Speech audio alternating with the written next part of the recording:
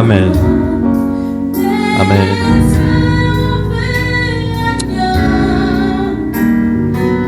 Est-ce que nous pouvons nous tenir debout pour prier? Père éternel, merci. Merci. Merci car tu nous as donné la possibilité d'exister. Tu nous as donné la possibilité d'exister en tant qu'être et tu nous donnes la possibilité d'exister en tant que corps de Christ. Tu nous donnes la possibilité d'exister en tant qu'Église. Et le temps de gloire est reconnaissant à toi. Et ce soir, nous venons prier. Nous venons prier pour que tu oignes cette Église d'une onction de guérison, d'une puissante onction de guérison, afin que les peuples affluent du nord, du sud, de l'est et de l'ouest pour venir bénéficier et profiter du bienfait de Jésus qui coule dans cette Église. Père éternel, nous te prions de nous donner cette particularité.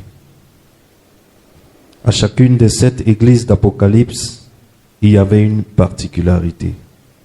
La particularité que nous demandons au Temple Gloire, c'est d'avoir une onction de guérison très puissante.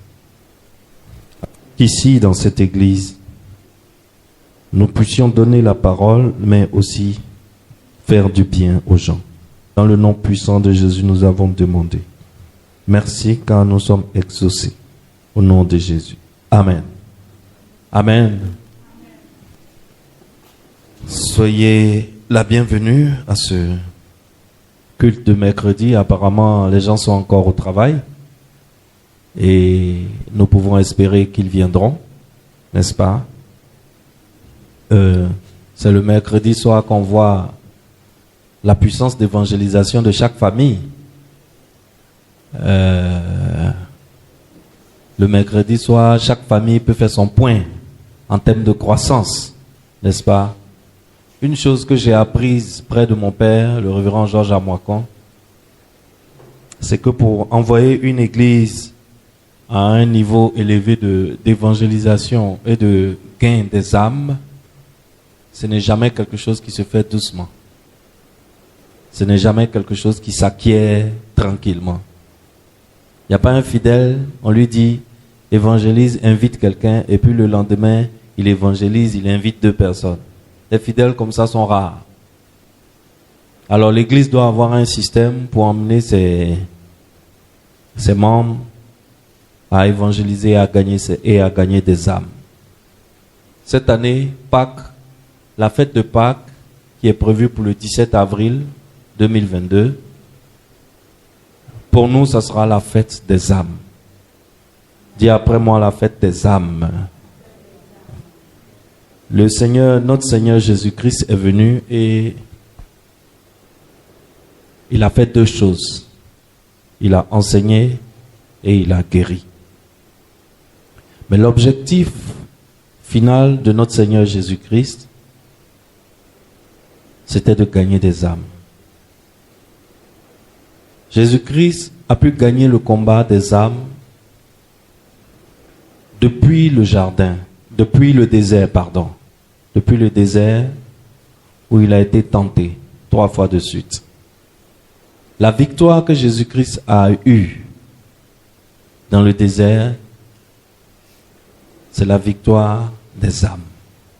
Et Jésus-Christ, à partir de ce moment, a pris le pouvoir sur Satan quant à ce qui concerne gagner les âmes de ce monde.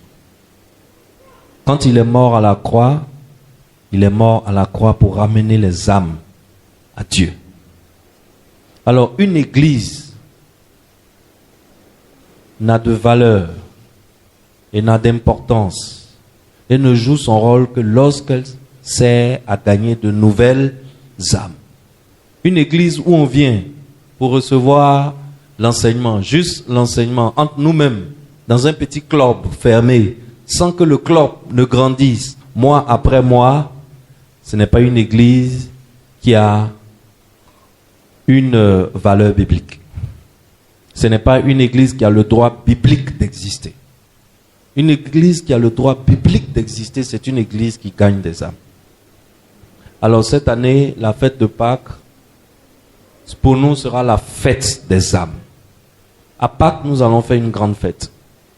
La fête que les anges font au ciel lorsqu'une âme est convertie. Nous allons faire une réplique de cette fête ici, au Temple Gloire. Et nous allons faire cette fête, nous allons justifier cette fête qu'avec les âmes que nous aurons gagnées d'ici à Pâques. Alors, au Temple Gloire, nous allons avoir une grande campagne d'évangélisation de 4 dimanches. Et nous commençons le dimanche 27 mars. Du dimanche 27 mars jusqu'au dimanche 17 avril. Nous aurons un système d'évangélisation direct. C'est-à-dire que nous venons au culte. Au lieu de venir au culte à 9h, nous allons tous être au culte à 7h. Les cultes vont commencer à 7h. Mais de 7h à 8h30, nous ciblons une zone. On va faire venir deux Gbaka qui vont nous transporter, qui vont nous déposer dans la zone. Et les Gbaka nous attendent. Pour ça, là, c'est pas difficile. On va payer. Même s'il faut payer de ma poche, je vais payer. Les Gbaka nous déposent dans un territoire, le territoire que nous avons choisi. Si nous avons choisi le territoire des Régis et des Papa Niaoré, le Gbaka nous prend, il nous déverse là. Nous avons tous le même t-shirt. J'ai commandé 100 t-shirts. Des t-shirts qui vont nous servir pour l'évangélisation. Les t-shirts jaunes, à la couleur jaune, seront pour nous, les membres du Temple Gloire.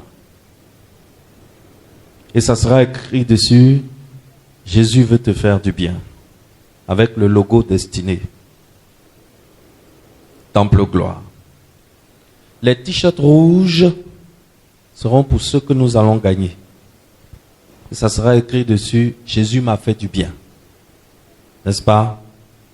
Alors, j'ai commandé 50 t-shirts jaunes, c'est-à-dire pour nous-mêmes, et 50 t-shirts rouges, pour les âmes que nous allons gagner. Le jour de Pâques, nous serons en jaune, et les nouvelles personnes que nous avons gagnées seront en rouge.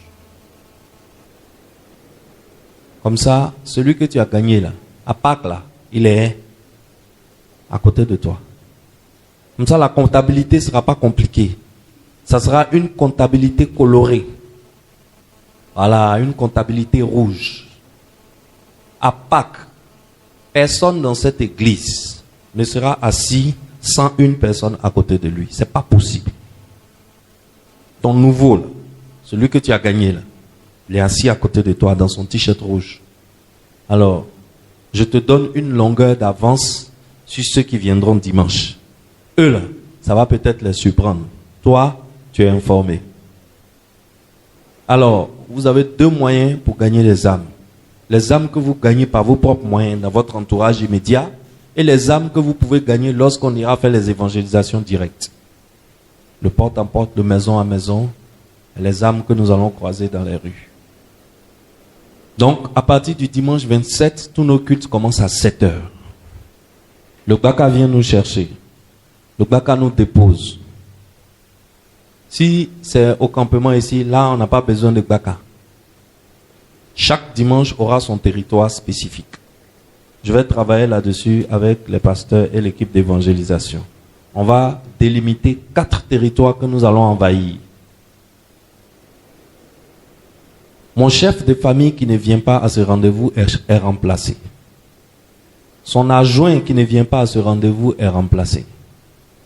Les membres de la voie de la destinée qui ne viennent pas à ce rendez-vous d'évangélisation sont changés. Même si je dois faire voie de la destinée à une personne, je vais faire voie de la destinée à une personne. L'équipe de communication me donne tous ses membres. Bishop a dit, si un seul membre de ton équipe de communication ne vient pas, je le change. Évangélisation, on va faire ça forcé maintenant. Parce que on est en train de devenir une église qui n'a pas le droit biblique d'exister. On est en train de devenir une église qui vient, qui fait son culte et qui s'en va à la maison. Quand on dit invite quelqu'un, tout le monde s'en. Même moi, si je n'ai pas quelqu'un là, je ne prêche pas. Même moi.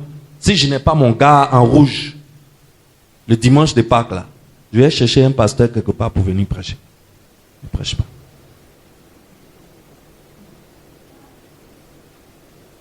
Ce jour-là, si ma femme n'a pas juste une, elle ne dort pas dans mon lit. Ouais. Il y a beaucoup de chambres. Ouais. Donc, à bon entendeur, salut. Les t-shirts là, le gars qui nous les fabrique à 2500. On va vous les apporter. L'église ne cherche pas bénéfice sur âme. Pour nous, un t-shirt, c'est une âme. On va vous les donner à 2500. Mais chaque personne doit prendre 2. Un pour lui-même, un pour son juste une. Les t-shirts seront ici à partir du dimanche 27. Quand on va à l'évangélisation, on est en uniforme. Quand on arrive dans un quartier, on est visible. C'est pour cela que j'ai choisi la couleur jaune. On nous voit de loin. Tout le monde dit, mais c'est quoi ça? C'est MTN qui fait campagne ou bien? Et puis il s'approche pour venir prendre plus de cadeaux. Nous, on les bombarde en Jésus. Amen. Amen. Les âmes là, à Pâques, on ne va pas venir faire Pâques ici. Et puis quelqu'un va s'amener les mains dans les poches, pied sur pied, s'asseoir, faire culte, et puis rentrer à la maison sans une âme. C'est pas possible. Ça, c'est pas l'église. Ça, c'est pas l'église. Ça, c'est pas l'épouse de Christ. L'épouse du Christ existe pour les âmes. Le tableau qu'on a mis là, c'est pas pour décorer le temple. Il faut que les chiffres qui sont ici là soient atteints. Sinon, moi, je ne suis pas en train de jouer mon rôle, et vous n'êtes pas en train de jouer votre rôle, et l'église n'est pas en train de jouer son rôle. Amen. Qui pense qu'on peut y arriver? Moi, je pense qu'on peut y arriver. Amen. Si vous pensez qu'on peut y arriver, je pense qu'on va réussir. Et les fruits de ces âmes que nous allons gagner seront visibles dans vos vies. Les résultats, les retombées, les récompenses seront visibles tout de suite dans vos vies. Immédiatement. Quelqu'un qui commence à s'occuper des âmes, il rentre immédiatement dans le cœur de Dieu. Il rentre aussi dans le cœur de Satan. Mais Satan veut le frapper fort. Mais Dieu nous a promis sa protection. S'il y a quelque chose que Dieu cherche, c'est les âmes. Mais s'il y a quelque chose que Satan aussi cherche, c'est les âmes. Si Satan est en train de faire évangélisation tout le temps avec telenovelas pour gagner de nouvelles âmes, s'il est en train de faire des évangélisations tout le temps avec les sectes et les religions mystiques et ésotériques pour gagner de nouvelles âmes, pourquoi nous on serait là, les pieds entre les jambes, à venir à l'église tout seul, sans inviter quelqu'un pour écouter la parole, sans inviter quelqu'un dans le cœur de qui on va s'aimer la parole?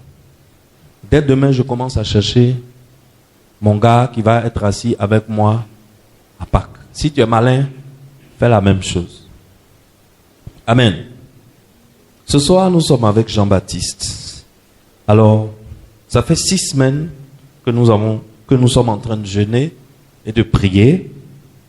Je ne demande pas qui a jeûné. Je veux faire confiance que chacun a jeûné. N'est-ce pas? Ça, c'est chacun avec son Dieu. Ce n'est plus à mon niveau. Et nous avons vu 6 personnages dans la Bible. 5 personnages jusqu'à présent dans la Bible qui sont sortis du ventre d'une femme qui était dite stérile. Et le 6e personnage et le dernier, c'est Jean-Baptiste, qui est un diadème qui était caché dans la cendre. Et ce soir, c'est notre 6e et dernier samedi de notre première tranche de jeûne et de prière. La première tranche, c'est 6 semaines. La Bible dit, la fin d'une chose est mieux que son commencement. Si tu n'étais pas là à la fin, mais que tu n'étais pas là au commencement, mais que tu es là à la fin, que Dieu te bénisse. Aujourd'hui est le dernier jour de notre première série. Ce qui veut dire que, après ce dernier jour, nous allons rentrer dans une deuxième série le mercredi prochain. Avant de rentrer dans une nouvelle série, nous faisons 3 jours de jeûne et de prière. Donc, nous devons rentrer dans une série de 3 jours de jeûne et de prière. Chez nous, ici, au Temple Gloire, nous allons faire ces 3 jours-là. Le lundi prochain, le mardi et le mercredi, on se trouve ici. Amen. Je pense qu'au siège, eux, ils commencent demain. Je pense, si je ne me trompe pas. Mais nous, au Temple Gloire, on va jeûner lundi, mardi et mercredi pour entrer dans la seconde saison, la deuxième tranche des 40 semaines de jeûne et de prière.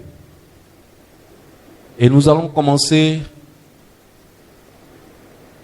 la deuxième tranche avec un personnage qui est un diadème sorti de la cendre, qui est Samson.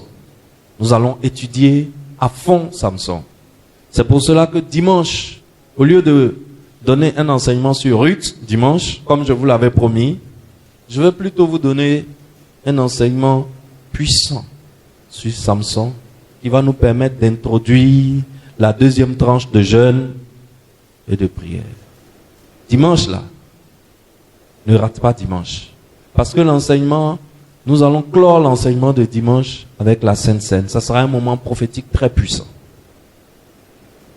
Les choses que tu vas entendre dimanche, tu ne les avais jamais entendues. Alors dimanche est un jour spécial. Dimanche, je prêche à la jeunesse. Et je finis là-bas à 9h30 au siège. Quand je finis là-bas à 9h30, je serai ici, Dieu voulant, à 10h. Pour un moment de rencontre prophétique puissant. Je t'assure que ce qui va se passer ici dimanche, ce que tu vas entendre dimanche, la dose d'onction que tu vas recevoir dimanche, le niveau d'exaucement auquel tu vas arriver dimanche, tu ne l'avais jamais atteint. Fais-moi confiance. Dis-moi Amen. Alors, viens assister à ce moment spécial et ne viens pas seul. Celui qui vient, je vous dis, celui qui vient avec son juste une de Pâques, celui qui vient avec son juste une de Pâques, avant qu'on ne commence la campagne là, on lui offre quelque chose qui manque dans sa maison, qu'il cherche depuis qu'il ne gagne pas. On lui offre ça. Tu es dans ta maison, il n'y a pas de télé, on va acheter télé pour te donner. Pourquoi? Parce que tu as envoyé juste une, avant tout le monde, avant la campagne. Tu es dans ta maison, il n'y a pas de fauteuil, on va chercher ce fauteuil pour mettre dans ta maison. L'église va t'offrir. Amen. C'est pour vous, on va le faire. Même si je dois attraper 2 ou 3 personnes dans l'église pour dire aidez-moi à acheter télé pour le bishop, je vais les attraper. Pourquoi? C'est pour montrer à toute l'église qu'on est ici là. C'est pas à cause de bons messages. Amen. C'est pas à cause de bons messages on est ici. On est ici à cause de une âme de plus. Une âme de plus. Si chaque dimanche on n'a pas une âme de plus, on est en train de perdre le temps de Dieu ici. Amen. Nous sommes en Luc chapitre 1. Le verset 5 à 13. Luc 1, 5 à 13. Je lis. Du temps d'Hérode, roi de Judée, il y avait un sacrificateur nommé Zacharie, de la classe d'Abia. Sa femme était d'entre les filles d'Aaron, et elle s'appelait Élisabeth. Tous deux étaient justes devant Dieu, observant d'une manière irréprochable tous les commandements et toutes les ordonnances du Seigneur. Ils n'avaient point d'enfant, parce qu'Élisabeth était stérile. Et ils étaient l'un et l'autre avancés en âge. Or, pendant qu'il s'acquittait de ses fonctions devant Dieu, selon le tour de sa classe, il fut appelé par le sort, d'après la règle du sacerdoce, à entrer dans le temple du Seigneur pour offrir le parfum. Toute la multitude du peuple était dehors en prière à l'heure du parfum. Alors un ange du Seigneur apparut à Zacharie et se tint debout à droite de l'autel des parfums. Zacharie fut troublé en le voyant et la frayeur s'empara de lui. Mais l'ange lui dit, ne crains point, Zacharie, car ta prière a été exaucée. Ça sera ton cas. Dis-moi Amen. Ta prière sera exaucée. Ce soir, ta prière sera exaucée. ta femme Élisabeth t'enfantera un fils et tu lui donneras le nom de Jean. Bien. Nous sommes en présence d'un sacrificateur, si tu veux, d'un prêtre, de quelqu'un qui travaille sur l'autel de Dieu. Et il s'appelle Zacharie. En ce temps, il y avait beaucoup de sacrificateurs en Israël. Ils étaient entre 25 et 30 000 sacrificateurs. Et seuls ceux qui avaient été choisis par le sort. Quelles sont les conditions pour être choisis par le sort? Les conditions pour être choisis par le sort, c'est 1. N'avoir jamais offert l'encens auparavant. C'est-à-dire que tu n'es jamais rentré dans le lieu très saint pour aller sacrifier. C'était la première condition. Et pour aller dans le lieu très saint pour sacrifier, il fallait que tu sois choisi au sort. Donc, 1, tu n'as jamais été. 2, il y a tombola. C'est une sorte de tombola. Si c'est tombé sur toi, c'est toi qui rentres. Et c'est un honneur qu'un sacrificateur ne reçoit qu'une seule fois dans sa vie. Parce que quand tu es rentré là-bas pour sacrifier, tu sors, tu n'es plus sur la liste de ceux qui sont éligibles. Il y avait tellement de sacrificateurs que certains n'avaient jamais cet honneur toute leur vie. Il y avait des sacrificateurs qui n'allaient jamais dans le lieu très saint pour offrir l'encens de toute leur vie. Et ce jour-là, de façon inexplicable, le sort est tombé sur le sacrificateur du nom de Zacharie. Est-ce que tu penses que c'est par accident que Zacharie a été choisi ce jour-là? Il n'est pas choisi par accident. C'est la parole de Dieu qui s'est fait chair. C'est Dieu qui est derrière la scène. C'est lui qui est en train d'orchestrer les choses en faveur de Zacharie. Et c'est grâce à ce choix divin que Zacharie, il a eu accès à la présence de Dieu. Sans savoir qu'il y a un ange qui l'attendait dans la présence de Dieu. Excellence, c'est pendant son temps de service au temple que le sacrificateur Zacharie a reçu la visite de l'ange qui lui a apporté son exaucement. C'est pourquoi ici au temple gloire, pour nous, le service c'est une adoration. Nous avons épousé le système de là d'où nous venons, qui est l'église mère. À l'église mère, le service est une adoration. Le service n'est pas quelque chose de fortuit chez nous ici à l'église. Pour nous, le service est quelque chose de sacré. C'est sacré. Parce que nous sommes convaincus que ce qu'on cherche là, l'exaucement qu'on cherche, les prières que nous faisons dans le secret, les supplications que nous faisons à notre Père et à notre Seigneur, c'est pendant notre temps de service que nous sommes plus aptes à recevoir notre exaucement. C'est pendant notre temps de service que nous sommes plus exposés à l'exaucement. C'est pendant notre temps de service que le cœur de Dieu se tourne vers nous et se souvient de nous. Alors le service, on ne doit pas obliger quelqu'un à faire le service.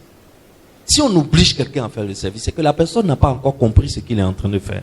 La personne n'a pas compris que venir ici, balayer cet endroit, prendre la serpillière, nettoyer les carreaux,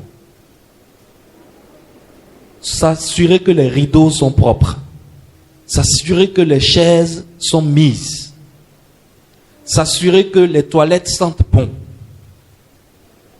s'assurer que la devanture du temple est propre. Quelqu'un peut être de service et dire au pasteur, Seigneur, pasteur, je vais rafraîchir toute la peinture du temple. Une famille peut faire ça. Ça fait quoi? C'est quelque chose de bien. C'est une adoration. C'est une adoration. Celui qui prend son argent pour adorer Dieu, c'est un prêt qu'il a fait à Dieu. Mais si tu prêtes l'argent à Dieu, regarde un peu qui tu es.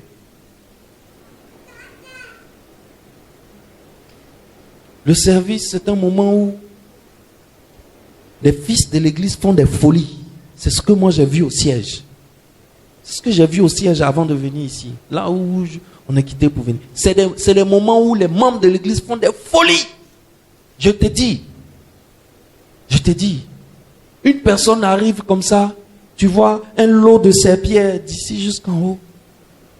Et savon pour faire le ménage dans le temple. Tu vois quelqu'un arrive, son coffre est rempli de balais, de brosses. Déverse tout, il dit que c'est pour nettoyer. Pendant le service, tu vois quelqu'un qui vient, qui dit tous ceux qui viennent là, leur uniforme là, moi je paye. Leur uniforme là, je paye. C'est son alliance, c'est son sacrifice, c'est ce qu'il a décidé de faire pendant ce temps de service. Et après avoir mis tes finances dans le service, tu dois mettre ton temps à la disposition du service. Le jour du service là, tu es un sacrificateur qui monte à l'autel pour donner l'encens, pour brûler l'encens. Tu vas dire à Dieu que j'ai mon business à Yopougon. Hein? Tu vas dire à Dieu que j'ai mon business à Yopougon. Donc, brûler l'encens sur ton autel là, ça va pas attendre. J'arrive, moi il m'a géré Yopougon, je viens. Tu cherches quoi? Tu t'en cherché quoi à Yopougon? Tu t'en cherché combien à Yopougon? Faut me dire. Dieu peut te donner ça dans ton sommeil. Parce que tu as laissé ça et tu es venu faire le service. C'est pas le jour du service, le jour où on est de service. C'est pas ce jour-là qu'on programme autre chose. C'est impossible. Tu n'as rien compris. Et moi, c'est ce que je vois au Temple Gloire ici. Tous les jours. Tous les jours. Le pasteur Jacques et moi, que vous voyez, au Temple Gloire, au Temple, au siège, chaque fois que nous on met pied là-bas, on est de service.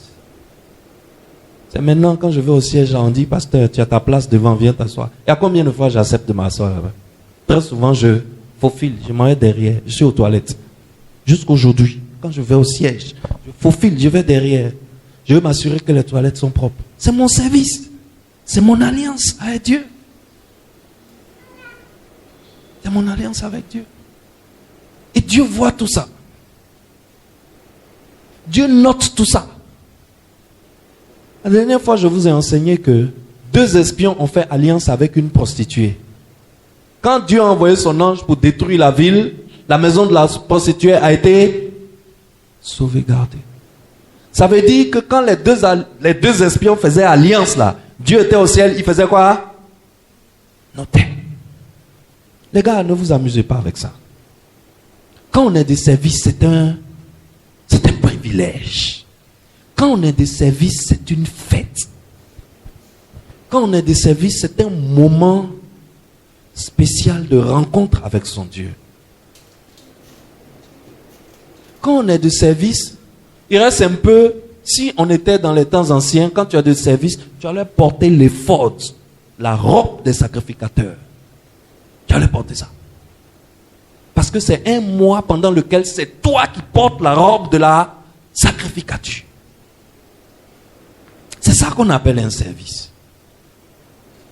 On n'est pas de service et c'est dans ce mois-là qu'on voyage. Sauf cas de force majeure. Mais majeure de chez majeur. Quand on est de service, on se met à la disposition de l'église. Et c'est pendant ce moment que Zacharie, qui était fidèle à son service, le sacrificateur Zacharie, les années passaient. Lui et sa femme, la Bible dit qu'ils étaient droits et justes. Ils avaient une vie pieuse. La Bible dit que il n'arrêtait pas de faire monter ses supplications vers l'Éternel. Ça veut dire, Zacharie passait son temps à dire à Dieu, je veux un enfant. Sa femme passait son temps à dire à Dieu, je veux un enfant. Mais les années passent. Il ne voit pas d'enfant. Mais ils n'ont pas changé leur fidélité. Ils ont continué d'être fidèles et persévérants. Et les années passent. Et les années passent.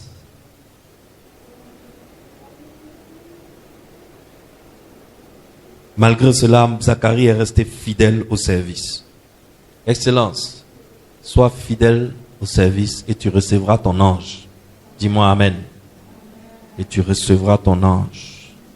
Tu recevras. Il y a des gens quand même qui ont compris. Il y a quelques personnes qui ont compris ce que c'est que le service ici au Temple Gloire.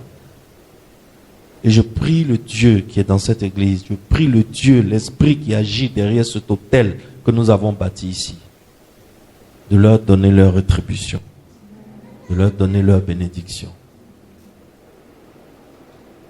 700 ans auparavant, ce diadème qu'on appelle Jean-Baptiste, sa naissance a été annoncée.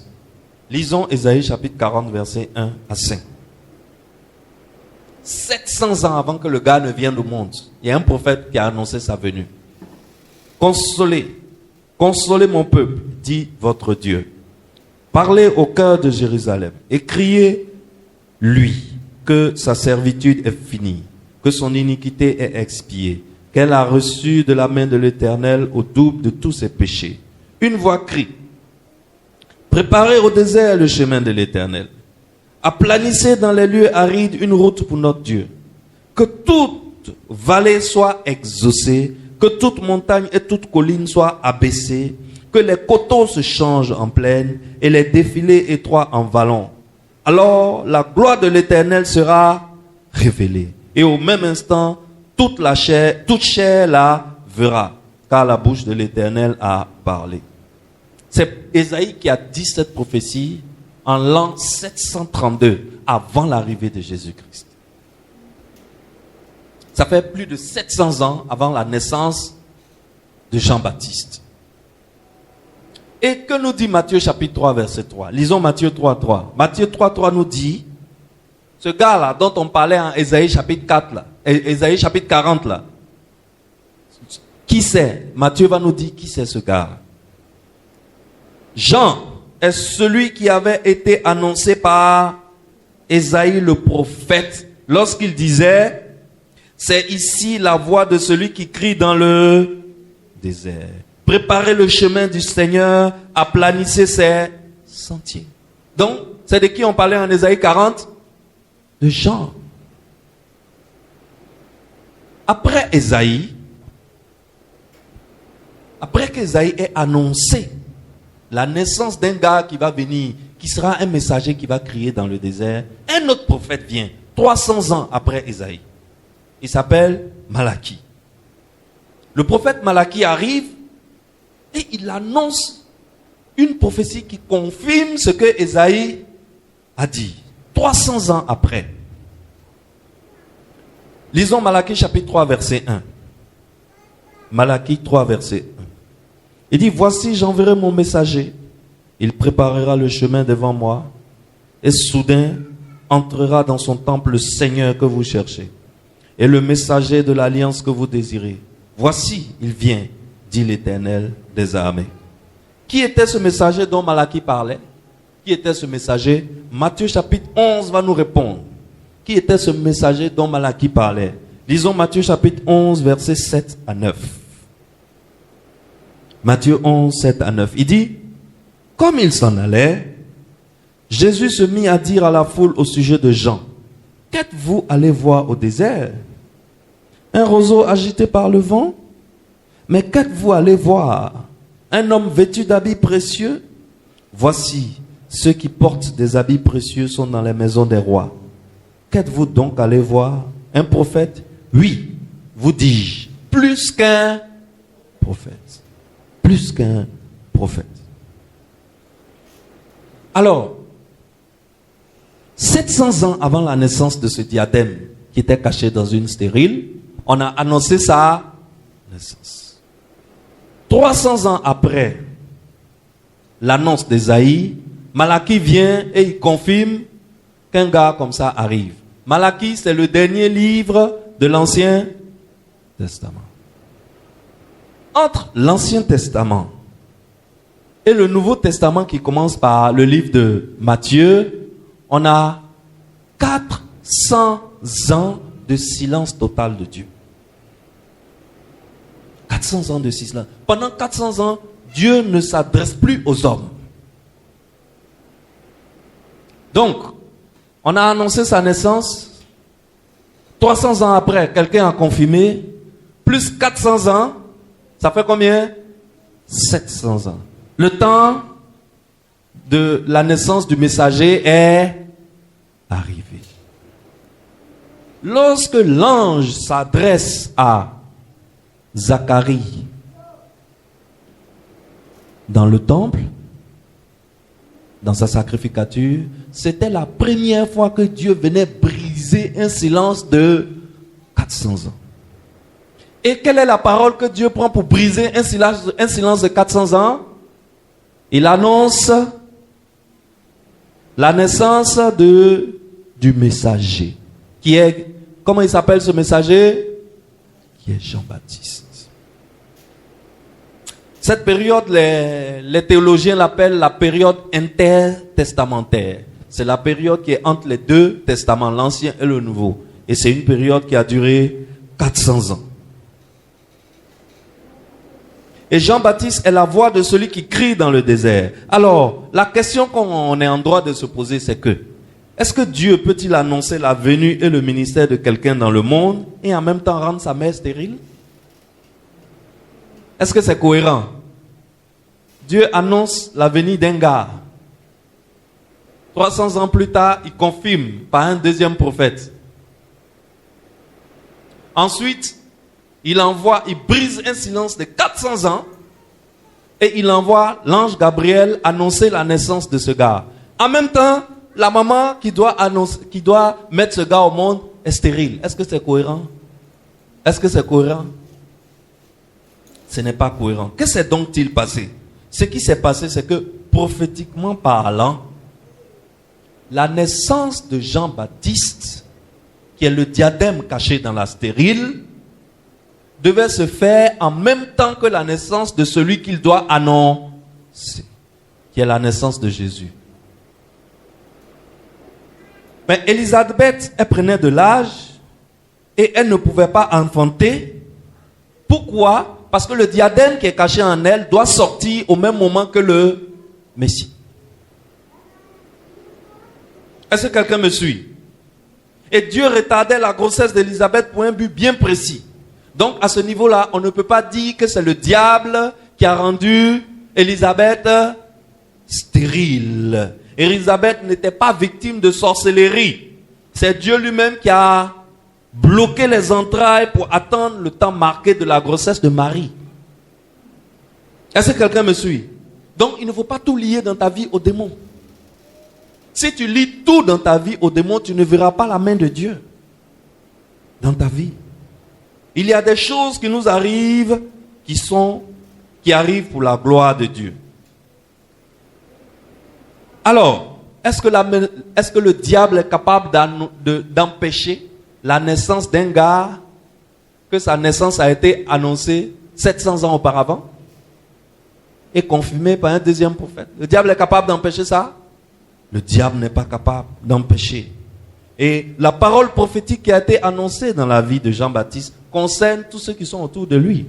Si on dit Jean-Baptiste naîtra, il sera un messager qui va crier dans le désert, ça veut dire que son père et sa mère ne peuvent pas mourir tant que la prophétie là n'est pas réalisée. Tant que le diadème qui est caché dans la cendre ne peut pas sortir.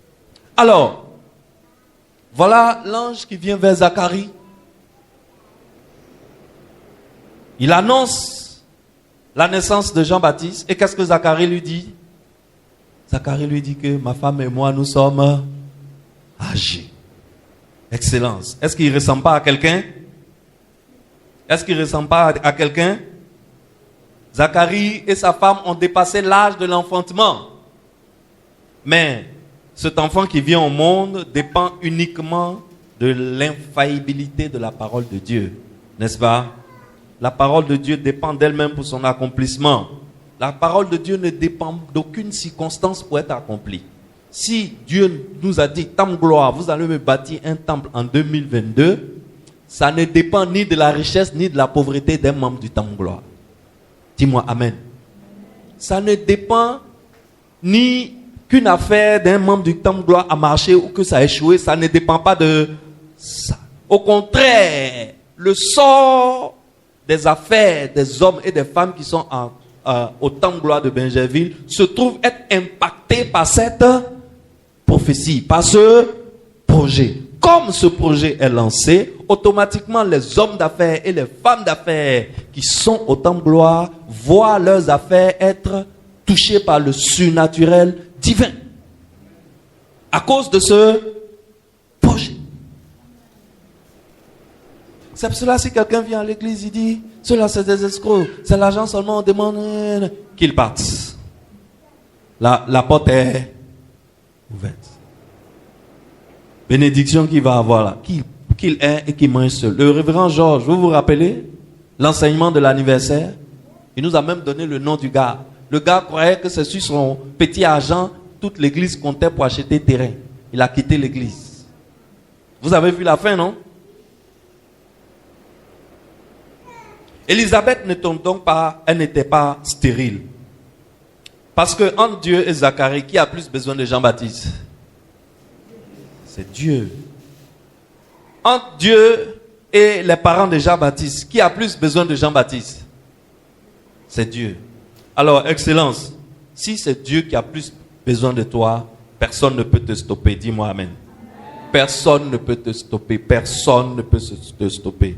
Si ta vie est consacrée à l'œuvre de Dieu, ta vie est consacrée à gagner des âmes, ton âme, c'est de gagner des âmes pour le Seigneur. Excellence, personne ne peut te stopper. Quel que soit le projet que tu entreprendras, tu le réussiras avec brio. Parce que le ciel se chargera de t'apporter la provision pour ce projet. Dis-moi Amen. Zacharie répond à l'ange. À quoi reconnaîtrais-je cela? On est en Luc 1, 18, 19. Car je suis vieux et ma femme est avancée en âge. L'âge lui répondit, je suis Gabriel, je me tiens devant Dieu. J'ai été envoyé pour te parler, pour t'annoncer cette bonne nouvelle. Mais voici, tu seras muet et tu ne pourras parler jusqu'au jour où ces choses arriveront. Pourquoi? Parce que tu n'as pas cru à mes paroles qui s'accomplira à leur temps. Quand la visitation de l'ange est arrivée, l'ange a rendu Zacharie muet. Pourquoi? Parce qu'il n'a pas cru.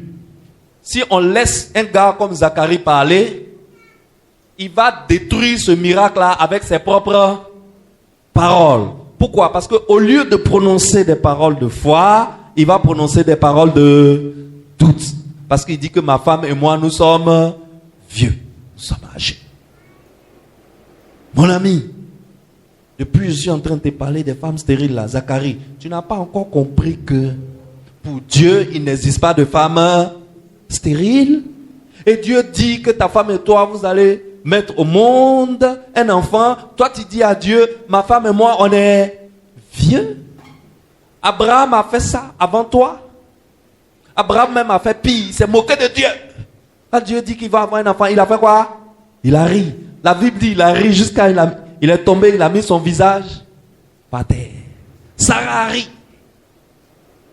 Mais Dieu a fait taire leur rire en amenant Isaac. Alors, Excellence, l'ange a rendu Zacharie muet pendant 9 mois. Ne fais pas que Dieu te rende muet. Quand tu ouvres ta bouche, prononce la foi. Prêche la foi. Déclare la foi. Ne déclare jamais tes situations. Ne déclare jamais la situation dans laquelle tu es. Sinon, l'ange va te rendre muet. Il va te rendre muet spirituellement. Amen. Excellence. Zacharie et sa femme ont eu leur exaucement à la personne de Jean-Baptiste. Toi aussi, tu auras ton exaucement. Dis-moi Amen. Lisons Luc chapitre 1, verset 36. Luc 1, 36. Nous avons fini.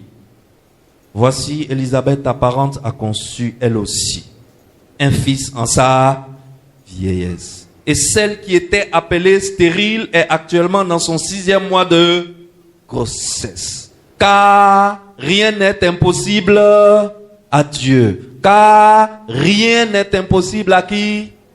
Rien n'est impossible à Dieu. On avait déjà vu cette phrase avec Abraham, non? Car rien n'est impossible à Dieu. Je suis le Dieu tout puissant. Je suis le Dieu tout puissant. Or donc, Élisabeth n'était pas stérile. Dieu attendait que le temps où Marie, au moment où Élisabeth se mariait à Zacharie, Marie n'était pas née. Marie n'était pas née. Au moment où l'ange vient pour annoncer la prophétie, Marie devait en avoir entre 13 ans et 16 ans. Mais Zacharie, la femme de Zacharie, Élisabeth devait avoir entre 80 et 90 ans. Mais ce que Dieu faisait, c'est quoi? Dieu bloquait les entrailles de Élisabeth en attendant que qui? Marie grandisse. Mais l'homme a écrit que Élisabeth était stérile. Est-ce qu'Élisabeth était stérile? Est-ce que quelqu'un, on dit, elle va mettre au monde un enfant, on a annoncé ça 700 ans avant, est-ce que cette personne peut être stérile? Elle n'est pas stérile. Excellence, tu n'es pas stérile. Qui t'a dit que tu es stérile? Va dire au docteur là que ton pasteur dit, tu n'es pas stérile. Et que tu enfanteras. Et que ton exaucement viendra. Dis au docteur que la seule chose qui fait que tu n'as pas encore mis au monde, c'est que Marie n'est pas encore grande. Tu attends que Marie grandisse. Pourquoi? Parce que ton fils doit annoncer le fils de Marie. Et que vous devez accoucher à la même période. Et Dieu attend la période de Marie pour te donner ton exaucement. Dis-moi Amen. Dis-moi un Amen de foi. Excellence, voilà comment notre Dieu travaille. Le gars que vous êtes venu adorer ici, là, c'est comme ça il travaille. C'est comme ça il fonctionne. Si tu ne sais pas le gars que tu es en train d'adorer, si tu ne connais pas ses j'ai des jambes, comment il... Hein, quand on était petit, on dit c'est s'incalement. Comment il s'incale. Comment il fonctionne, comment il bouge. Tu te sentiras tout le temps perdu. Tu dois connaître le Dieu que tu adores. Et voilà, qu'est-ce que la Bible dit? La Bible dit, elle a eu un garçon. Et Luc chapitre 1 verset 38 dit, le temps où Élisabeth devait accoucher arriva et elle enfanta un fils. Ses voisins et ses parents apprirent que le Seigneur avait fait éclater envers elle sa miséricorde et il se réjouit avec elle. Excellence, je déclare que tes parents et tes voisins apprendront que la bonté de Dieu t'a touché. Dis-moi Amen. Tes parents et tes voisins viendront se réjouir avec toi parce que la bonté de Dieu t'a localisé et t'a touché. Dis-moi Amen. La bonté de Dieu va te chercher au désert. La bonté de Dieu va te chercher à cet endroit où il n'y a ni eau ni nourriture. En ce désert qui s'appelle l'O-Débar. La volonté de Dieu te prend l'O-Débar et te ramène au palais. Dis-moi Amen. La bonté de Dieu te localise maintenant. Et tu reçois ton ange. Tu reçois ton exaucement maintenant. Excellence. Tes parents et tes voisins se réjouiront avec toi. Dis-moi Amen. C'est ma prière pour toi ce soir. Il y aura une fête dans ta maison avant fin 2022. Dis-moi Amen. Il y aura une fête où tes parents, tes voisins, ton église viendra et se réjouira avec toi. Dis-moi Amen. Dans le nom puissant de Jésus. Avant cette année, on va venir célébrer tes premiers 100 millions de francs CFA. Toi aussi, tu vas célébrer tes premiers 100 millions de francs CFA. Dis-moi Amen. Avant la fin de cette année, on viendra dans ta maison. On viendra se réjouir avec toi parce que Dieu va te donner des jumeaux que tu attends. Dis-moi Amen. Alors que tu attends un enfant, Dieu prévoit pour toi des triplés. Dis-moi Amen. Lis avec moi avant de prendre la scène. Avant de prendre cette scène de foi de ce soir, lis avec moi Hébreux 10, 23. Hébreux 10, 23. Que dit Hébreux 10, 23? Hébreux 10, 23 dit: retenons fermement la profession de notre espérance, car celui qui a fait la promesse est fidèle. Ça te donne pas la chair de poule? Ça te donne pas la chair de poule? Quand je lis ça, j'ai la chair de poule. Celui qui a fait la promesse est... Celui qui a fait la promesse est... Là, celui qui a fait la promesse est... Il est fidèle. La promesse qu'il a faite sur ta vie, tôt ou tard, elle s'accomplit. Tu ne peux pas mourir, tu ne peux pas quitter cette terre tant que l'exaucement ne vienne. Tu verras l'exaucement ici avant de quitter cette terre. Élisabeth et Zacharie ne pouvaient pas mourir tant que le messager annoncé n'était pas sorti de leurs entrailles. Excellence, c'est ce Dieu-là que je suis venu te prêcher ce soir. C'est de ce Dieu que je suis venu te parler ce soir. C'est de ce Jésus-Christ que je suis venu te parler ce soir. Celui-là que Jean-Baptiste a annoncé. Excellence, aujourd'hui, toi aussi, tu es Jean-Baptiste. Tu cries dans le désert. Et c'est ce que nous allons faire pendant 4 semaines. Pendant 4 semaines, nous allons crier dans le désert. Nous allons annoncer la venue de ce Jésus-Christ sur Benjerville. Nous allons annoncer la venue de ce Jésus-Christ dans des foyers. Nous allons annoncer la venue de ce Jésus-Christ qui fait des merveilles dans des entrailles qui sont asséchées. Nous allons emmener la vie de Jésus-Christ et annoncer cette arrivée de Jésus-Christ dans des familles où la maladie règne. Et nous allons dégager la maladie hors de ces maisons. Avec le nom puissant de Jésus-Christ de Nazareth. Nous allons délivrer des hommes et des femmes des prisons spirituelles. Avec le nom de ce Jésus-Christ de Nazareth que Jean-Baptiste a annoncé. C'est à cause de ce Jésus-Christ de Nazareth que Jean-Baptiste a été emmené sur cette terre. Et Dieu a prophétisé son arrivée 700 ans auparavant. Voilà comment il travaille, ce Dieu. Si tu ne sais pas, je te l'annonce ce soir. Alors, mets-toi debout. Je veux que ce soir, Maman Conan et son mari nous donnent la scène. C'est une scène de foi. C'est une scène de foi. C'est une scène de foi. Je veux des hommes et des femmes de foi pour prendre cette scène ce soir. Ce soir, c'est la partie qui est en toi, qui s'appelle foi. C'est à cette partie que je m'adresse. Ce soir, je ne m'adresse pas à tes doutes. Je ne m'adresse pas à tes échecs. Mais ce soir, je m'adresse à la partie en toi, qui croit en ce Dieu, qui croit en ce Jésus-Christ que Jean-Baptiste est venu annoncer. Excellence, ton ange est là. Reçois ton ange. Par le sang que tu viens de prendre, le sang de l'alliance. Quand ils font leur alliance, ils versent le sang des animaux. Ils versent le sang des hommes. Nous faisons notre alliance avec le sang de Dieu. Tu es exaucé ce soir dans le nom puissant de Jésus. Amen. Amen. Amen.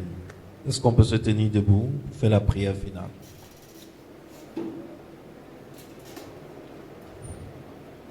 Père Céleste, notre Dieu, Papa, nous voici à tes pieds ce soir. Et nous attendons l'ange qui vient avec notre exaucement. Tu as dit dans ta parole, et nous l'avons lu tout à l'heure, que toi qui fais cette promesse, tu es fidèle. Et Père, nous sommes convaincus que tu es un Dieu fidèle. Seigneur, regarde dans les recoins cachés de notre cœur. Regarde sur les tablettes enfouies, dans les cachettes les plus secrètes, ces supplications que nous faisons monter vers toi. Ces supplications que nous faisons monter vers ton trône. Père, nous attendons l'exaucement. Nous attendons l'exaucement. Ton ange est là avec l'exaucement. Merci pour cet exaucement. Dans le nom puissant de Jésus. Père éternel, nous rentrons chez nous. Nous quittons cet endroit, mais ta présence est avec nous. Et nous rentrons chez nous en toute intégrité, car tes anges prennent garde autour de nous. et nous sommes en sécurité jusque sous nos lits. Dans le nom puissant de Jésus-Christ de Nazareth, nous vous avons prié. Amen. Amen. Bonne soirée à tous.